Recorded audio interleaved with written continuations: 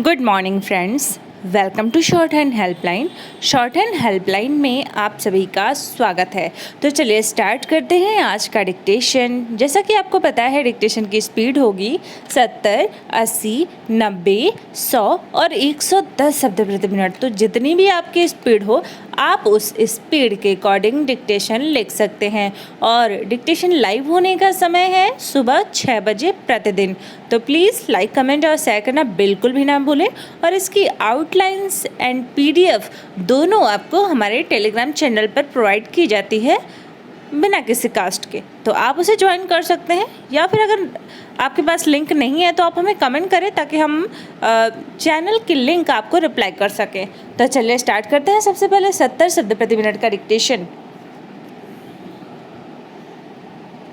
Start. रेवड़ी संस्कृति पर सड़क से लेकर सुप्रीम कोर्ट तक बहस के बीच चुनाव वाले राज्यों में जिस तरह मुफ्त बिजली देने की घोषणाएं हो रही हैं, वे बिजली उत्पादन, पारेषण और वितरण ढांचे को कमज़ोर करने के साथ ही अर्थव्यवस्था को भी नुकसान पहुंचाने वाली हैं। यह चिंताजनक है कि मुफ्त बिजली देने के वादे एक ऐसे समय किए जा रहे हैं जब न तो राज्य बिजली बोर्डों का घाटा थम रहा है और न ही बिजली वितरण कंपनियों पर इन बोर्डों की देनदारी कम हो रही है। इस स्थिति के बाद भी इसमें संदेह है कि उन राजनीतिक दलों पर कोई असर पड़ेगा जो चुनावी लाभ हासिल करने के लिए मुफ्त बिजली देने के वादे करने में लगे हुए हैं। पैरा, चूँकि जब कोई एक राजनीतिक दल मुफ्त बिजली देने का वादा करता है तो अन्य दल भी ऐसे वादे करने के लिए विवश हो जाते हैं। इसके अतिरिक्त अन्य राज्यों में भी मुफ्त या रियायती बिजली देने की मांग होने लगती है। पिछले दिनों तो तेलंगाना के मुख्यमंत्री के चंद्रशेखर राव ने यह घोषणा कर दी कि यदि 2024 में गैर भाजपा सरकार बनी तो देश भर के किसानों को बिजली के साथ पानी भी मुफ्त दिया जाएगा। हालांकि अभी विपक्षी एकता का अता पता नहीं है, लेकिन चंद्रशेखर राव की घोषणा यही इंगित करती है कि आगामी विधानसभा और लोकसभा चुनावों में मुफ्त बिजली देने पर और जोर दिया जाएगा।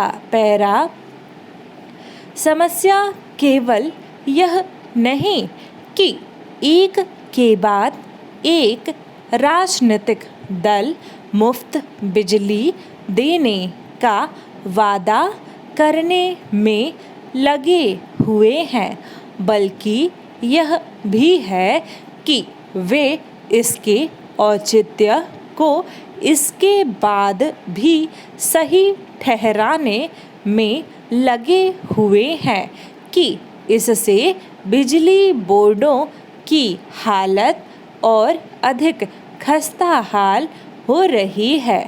निसंदेह निर्धन वंचित वर्गों को रियायती मूल्य पर बिजली देना समझ आता है, लेकिन इसका कोई औचित्य नहीं कि सक्षम लोगों को भी लागत से कम मूल्य पर या फिर मुफ्त बिजली दी जाए।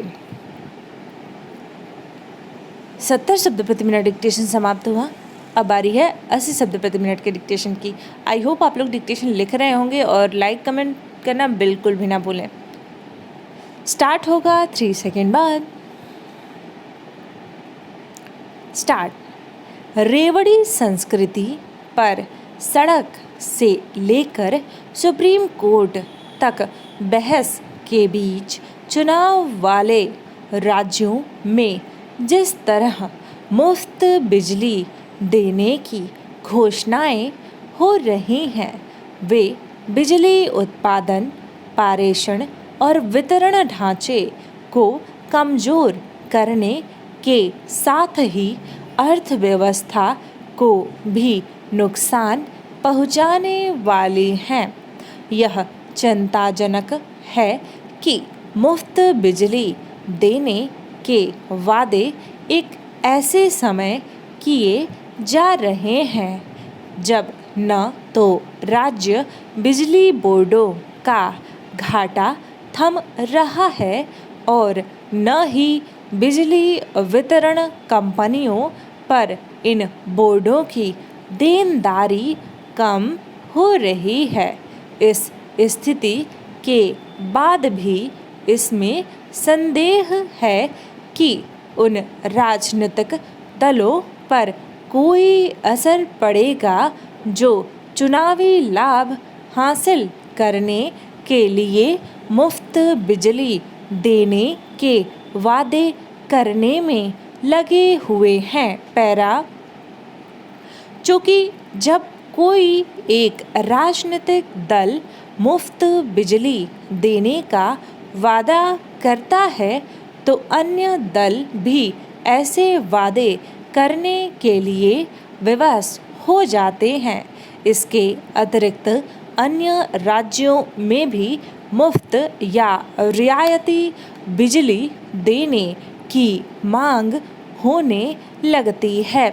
पिछले दिनों तो तेलंगाना के मुख्यमंत्री के चंद्रशेखर राव ने यह घोषणा कर दी कि यदि 2024 में गैर भाजपा सरकार बनी तो देश भर के किसानों को बिजली के साथ पानी भी मुफ्त दिया जाएगा। हालांकि अभी विपक्षी एकता का अता पता नहीं है, लेकिन चंद्रशेखर राव की घोषणा यही इंगित करती है कि आगामी विधानसभा और लोकसभा चुनावों में मुफ्त बिजली देने पर और जोर दिया जाएगा। पैरा। समस्या केवल यह नहीं कि एक के बाद एक राजनीतिक दल मुफ्त बिजली देने का वादा करने में लगे हुए हैं, बल्कि यह भी है कि वे इसके औचित्य को इसके बाद भी सही ठहराने में लगे हुए हैं कि इससे बिजली बोर्डों की हालत और अधिक खस्ताहाल हो रही है। निसंदेह निर्धन वंचित वर्गों को रियायती मूल्य पर बिजली देना समझ आता है, लेकिन इसका कोई औचित्य नहीं कि सक्षम लोगों को भी लागत से कम मूल्य पर या फिर मुफ्त बिजली दी जाए। पैरा। जब भी कहीं मुफ्त बिजली दी जाती है तो उसका दुरुपयोग शुरू हो जाता है। अक्सर यह बिजली चोरी या फिर घरेलू बिजली के व्यावसायिक इस्तेमाल के रूप में सामने आता है। हालांकि सभी राजनीतिक दल इससे अवगत हैं कि अतीत में जिन राज्यों ने मुफ्त बिजली देने का काम किया वे किस तरह मुश्किलों से घिरे, फिर भी वे चेतने का नाम नहीं ले रहे हैं। ऐसे कुछ राज्यों के बिजली बोर्डों की आर्थिक स्थिति इतनी खराब हुई कि वे बिजली की सामान्य आपूर्ति करने में भी सक्षम नहीं रहे। जिस तरह राज्यों के बिजली बोर्ड घाटे से नहीं उबर पा रहे हैं, उसी तरह बिजली वितरण कंपनियां विद्युत उत्पादक कंपनियों को समय पर भुगतान नहीं कर पा रही हैं। एक आंकड़े के अनुसार बिजली वितरण कंपनियों की देनदारी 1 लाख करोड़ रुपए से अधिक है। 80 शब्द प्रति मिनट डिक्टेशन समाप्त हुआ। अब बारी है 90 शब्द प्रति मिनट की। तो चलिए स्टार्ट करते हैं 90 शब्द प्रति मिनट डिक्टेशन। स्टार्ट। रेवड़ी संस्कृति पर सड़क से लेकर सुप्रीम कोर्ट तक बहस के बीच चुनाव वाले राज्यों में जिस तरह मुफ्त बिजली देने की घोषणाएं हो रही हैं, वे बिजली उत्पादन, पारेषण और वितरण ढांचे को कमजोर करने के साथ ही अर्थव्यवस्था को भी नुकसान पहुंचाने वाली हैं। यह चिंताजनक है कि मुफ्त बिजली देने के वादे एक ऐसे समय किए जा रहे हैं जब न तो राज्य बिजली बोर्डों का घाटा थम रहा है और न ही बिजली वितरण कंपनियों पर इन बोर्डों की देनदारी कम हो रही है। इस स्थिति के बाद भी इसमें संदेह है कि उन राजनीतिक दलों पर कोई असर पड़ेगा जो चुनावी लाभ हासिल करने के लिए मुफ्त बिजली देने के वादे करने में लगे हुए हैं। पैरा। चूँकि जब कोई एक राजनीतिक दल मुफ्त बिजली देने का वादा करता है तो अन्य दल भी ऐसे वादे करने के लिए विवश हो जाते हैं। इसके अतिरिक्त अन्य राज्यों में भी मुफ्त या रियायती बिजली देने की मांग होने लगती है। पिछले दिनों तो तेलंगाना के मुख्यमंत्री के चंद्रशेखर राव ने यह घोषणा कर दी कि यदि 2024 में गैर भाजपा सरकार बनी तो देश भर के किसानों को बिजली के साथ पानी भी मुफ्त दिया जाएगा। हालांकि अभी विपक्षी एकता का अता पता नहीं है, लेकिन चंद्रशेखर राव की घोषणा यही इंगित करती है कि आगामी विधानसभा और लोकसभा चुनावों में मुफ्त बिजली देने पर और जोर दिया जाएगा। पैरा। समस्या केवल यह नहीं कि एक के बाद एक राजनीतिक दल मुफ्त बिजली देने का वादा करने में लगे हुए हैं, बल्कि यह भी है कि वे इसके औचित्य को इसके बाद भी सही ठहराने में लगे हुए हैं कि इससे बिजली बोर्डों की हालत और अधिक खस्ताहाल हो रही है।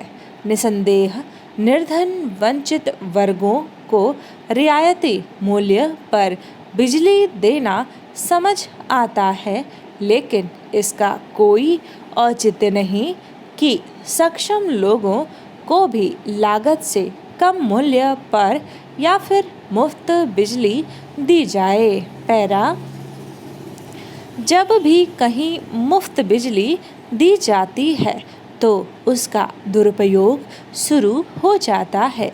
अक्सर यह बिजली चोरी या फिर घरेलू बिजली के व्यावसायिक इस्तेमाल के रूप में सामने आता है। हालांकि सभी राजनीतिक दल इससे अवगत हैं कि अतीत में जिन राज्यों ने मुफ्त बिजली देने का काम किया वे किस तरह मुश्किलों से घिरे, फिर भी वे चेतने का नाम नहीं ले रहे हैं। ऐसे कुछ राज्यों के बिजली बोर्डों की आर्थिक स्थिति इतनी खराब हुई कि वे बिजली की सामान्य आपूर्ति करने में भी सक्षम नहीं रहे। जिस तरह राज्यों के बिजली बोर्ड घाटे से नहीं उबर पा रहे हैं, उसी तरह बिजली वितरण कंपनियां विद्युत उत्पादन कंपनियों को समय पर भुगतान नहीं कर पा रही हैं। एक आंकड़े के अनुसार बिजली वितरण कंपनियों की देनदारी 1 लाख करोड़ रुपए से अधिक है। 90 शब्द प्रति मिनट डिक्टेशन समाप्त हुआ। अब बारी है 100 शब्द प्रति मिनट डिक्टेशन और 110 शब्द प्रति मिनट डिक्टेशन, जो कि लिया गया है जनसत्ता से। अभी तक के डिक्टेशन लिए गए थे दैनिक जागरण से और दूसरा डिक्टेशन लिया जाएगा जनसत्ता से। तो चलिए स्टार्ट करते हैं। स्टार्ट। खुदरा महंगाई का नया आंकड़ा निश्चय ही सरकार के लिए चिंता का सबब है। पिछले 3 महीनों से लगातार महंगाई का रुख नीचे की तरफ बना हुआ था, मगर अगस्त में फिर उसमें बढ़ोतरी दर्ज हुई है। जुलाई में खुदरा महंगाई 6.71% तक उतर आई थी, मगर अगस्त में बढ़कर वह 7% पर पहुंच गई। रिजर्व बैंक ने माना है कि अगर महंगाई 4 से 6% के बीच बनी रहती है तो आर्थिक विकास दर में संतोषजनक वृद्धि की उम्मीद की जा सकती है। पैरा, इसके अलावा औद्योगिक उत्पादन की विकास दर भी निराशाजनक ही दर्ज हुई है। विनिर्माण, खनन, बिजली आदि क्षेत्रों में काफ़ी खराब प्रदर्शन देखा गया है। इस तरह औद्योगिक विकास दर पिछले 4 महीनों के सबसे निचले स्तर 2.4% पर पहुंच गई है। यानी उत्पादन और खपत दोनों मोर्चों पर शिथिलता चिंता पैदा करने वाली है। कुछ दिनों पहले चालू वित्त वर्ष की पहली तिमाही में विकास दर का आंकड़ा आया तो उद्योग जगत में कुछ उत्साह नजर आया था। सरकार ने भी दावा किया था कि भारत जल्दी ही आर्थिक मंदी के दौर से बाहर निकल आएगा। यहाँ तक कि भारतीय अर्थव्यवस्था के ब्रिटेन की अर्थव्यवस्था से आगे निकल जाने पर खुशी जाहिर की गई थी। पैरा, हालांकि पहली तिमाही में दर्ज विकास दर को लेकर तब भी कई विशेषज्ञों ने न सिर्फ असंतोष जताया बल्कि सतर्क किया था कि सरकार को महंगाई पर काबू पाने और लोगों की क्रय शक्ति बढ़ाने के उपायों पर कड़ाई से ध्यान देना चाहिए। यहाँ तक कि रिजर्व बैंक ने भी इस विकास दर को संतोषजनक नहीं माना था, मगर वित्त मंत्री ने उत्साहपूर्वक कहा कि महंगाई को लेकर चिंता करने की जरूरत नहीं है। अब सरकार का ध्यान नए रोजगार सृजित करने पर है। पैरा, त्योहारों का मौसम शुरू हो चुका है और अगली 2 तिमाहियां खरीदारी की दृष्टि से उत्साहजनक मानी जाती है, मगर सरकार का ध्यान अगर महंगाई को काबू में करने पर नहीं है तो इन स्थितियों का शायद ही पर्याप्त लाभ मिल पाए। कच्चे तेल की कीमतें उतार पर होने के बावजूद पेट्रोल, डीजल और रसोई गैस की कीमतों में कमी नहीं की जा रही है। इससे महंगाई पर काबू पाना मुश्किल बना हुआ है। पैरा दरअसल सरकार अभी आंकड़ों के खेल में उलझी हुई है, जबकि जमीनी हकीकत आंकड़ों से अलग है। महंगाई की मार आम लोगों पर पड़ रही है, उसे जब तक जमीन पर उतरकर जांचने का प्रयास नहीं होगा तब तक आंकड़ों से कोई समाधान नहीं निकलेगा। ताज़ा आंकड़ों में सब्जी, मसाले, जूते चप्पल जैसी रोजमर्रा इस्तेमाल होने वाली चीज़ों के दाम बढ़ गए हैं। ईंधन की कीमतों में कटौती करके कुछ हद तक इन पर लगाम लगाया जा सकता है, मगर सरकार न जाने क्यों यह कदम उठाने से बच रही है। फिर औद्योगिक उत्पादन और निर्यात जैसे मोर्चे पर निराशाजनक प्रदर्शन नए रोजगार के सृजन में बाधा उत्पन्न कर रहा है। नए रोजगार नहीं पैदा होंगे तो बाजार की चमक फीकी रहेगी और महंगाई पर काबू पाना भी मुश्किल बना रहेगा।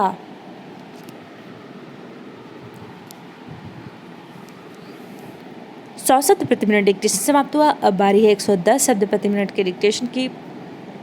आई होप आप लोग डिक्टेशन लिख रहे होंगे, क्योंकि बहुत मेहनत लगती है डिक्टेशन बनाने और रिकॉर्ड करने में। तो आप प्लीज़ एक लाइक और कमेंट कर दिया करें।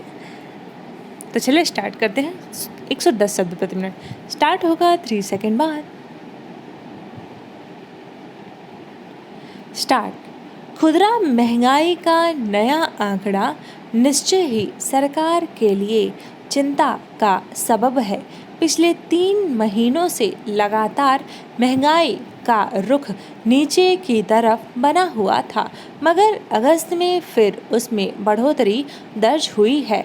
जुलाई में खुदरा महंगाई 6.71% तक उतर आई थी, मगर अगस्त में बढ़कर वह 7% पर पहुंच गई। रिजर्व बैंक ने माना है कि अगर महंगाई 4 से 6% के बीच बनी रहती है तो आर्थिक विकास दर में संतोषजनक वृद्धि की उम्मीद की जा सकती है। पैरा इसके अलावा औद्योगिक उत्पादन की विकास दर भी निराशाजनक ही दर्ज हुई है। विनिर्माण, खनन, बिजली आदि क्षेत्रों में काफ़ी खराब प्रदर्शन देखा गया है। इस तरह औद्योगिक विकास दर पिछले 4 महीनों के सबसे निचले स्तर 2.4% पर पहुंच गई है। यानी उत्पादन और खपत दोनों मोर्चों पर शिथिलता चिंता पैदा करने वाली है। कुछ दिनों पहले चालू वित्त वर्ष की पहली तिमाही में विकास दर का आंकड़ा आया तो उद्योग जगत में कुछ उत्साह नजर आया था।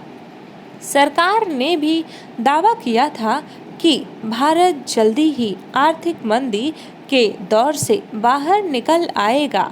यहाँ तक कि भारतीय अर्थव्यवस्था के ब्रिटेन की अर्थव्यवस्था से आगे निकल जाने पर खुशी जाहिर की गई थी। पैरा हालांकि पहली तिमाही में दर्ज विकास दर को लेकर तब भी कई विशेषज्ञों ने न सिर्फ असंतोष जताया बल्कि सतर्क किया था कि सरकार को महंगाई पर काबू पाने और लोगों की क्रय शक्ति बढ़ाने के उपायों पर कड़ाई से ध्यान देना चाहिए।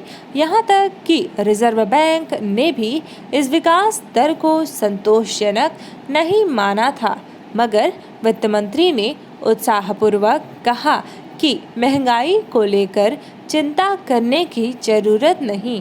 अब सरकार का ध्यान नए रोजगार सृजित करने पर है। त्योहारों का मौसम शुरू हो चुका है और अगली 2 तिमाहियां खरीदारी की दृष्टि से उत्साहजनक मानी जाती हैं।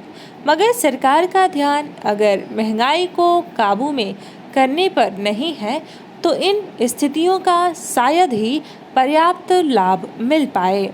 कच्चे तेल की कीमतें उतार पर होने के बावजूद पेट्रोल, डीजल और रसोई गैस की कीमतों में कमी नहीं की जा रही। इससे महंगाई पर काबू पाना मुश्किल बना हुआ है। पैरा दरअसल सरकार अभी आंकड़ों के खेल में उलझी हुई है, जबकि जमीनी हकीकत आंकड़ों से अलग है। महंगाई की मार आम लोगों पर पड़ रही है।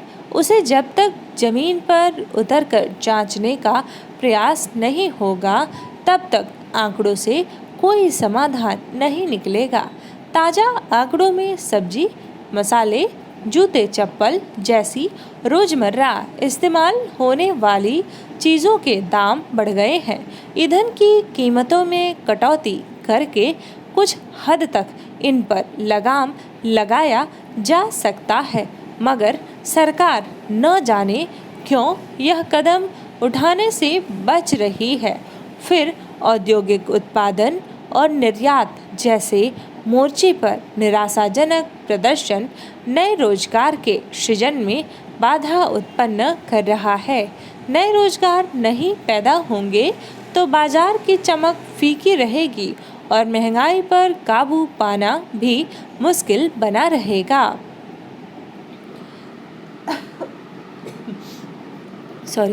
डिक्टेशन समाप्त हुआ। मिलते हैं नेक्स्ट वीडियो में। टिल देन आप अपना और अपने परिवार का हमेशा ख्याल रखें। Till then bye bye.